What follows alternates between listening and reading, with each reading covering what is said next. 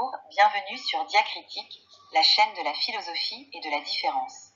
Aujourd'hui, nous allons explorer l'univers vertigineux de Jorge Luis Borges et de son chef-d'œuvre, Fiction. Borges et l'Argentine, la fiction comme refuge du réel. Dans les années 40, l'Argentine semble flotter dans une atmosphère étouffante d'irréalité. Entre criminalité galopante et paradoxe économique, le pays occupe alors une place étrange dans l'histoire mondiale. C'est dans ce contexte que Borges construit son œuvre. Pour lui, la fiction n'est pas une fuite, mais le seul remède possible à une existence absurde. L'âme borgésienne se bâtit aux confins du réel, là où l'Argentine, comme le Cap Horn, semble marquer la limite du monde habitable. Borges ne cherche pas le meilleur des mondes possibles. Il cartographie l'absurdité surnaturelle que nous avons l'habitude de nommer raison. La réalité est-elle une fiction qui s'ignore ? Pourquoi lire fiction aujourd'hui ? Posons la question à l'envers. Que vaudrait une époque qui ne s'intéresserait plus à Borges ? Sans fiction, la réalité devient invivable. Chez Borges, la frontière entre le réel et l'irréel est si ténue qu'elle finit par s'effacer. Il dépasse les vieux thèmes de La vie est un songe, cher à Calderon ou Pascal. Dans sa nouvelle Les ruines circulaires, l'homme qui tente de rêver un autre homme finit par comprendre qu'il est lui-même le rêve d'un autre. La question n'est plus de savoir si nous rêvons, mais qui nous rêve ? De quelle fiction notre réalité est-elle le produit ?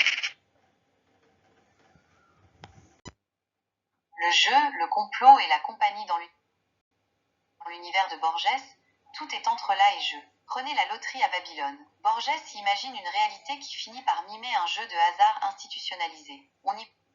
On y voit poindre de manière visionnaire ce que nous appelons aujourd'hui les théories du complot.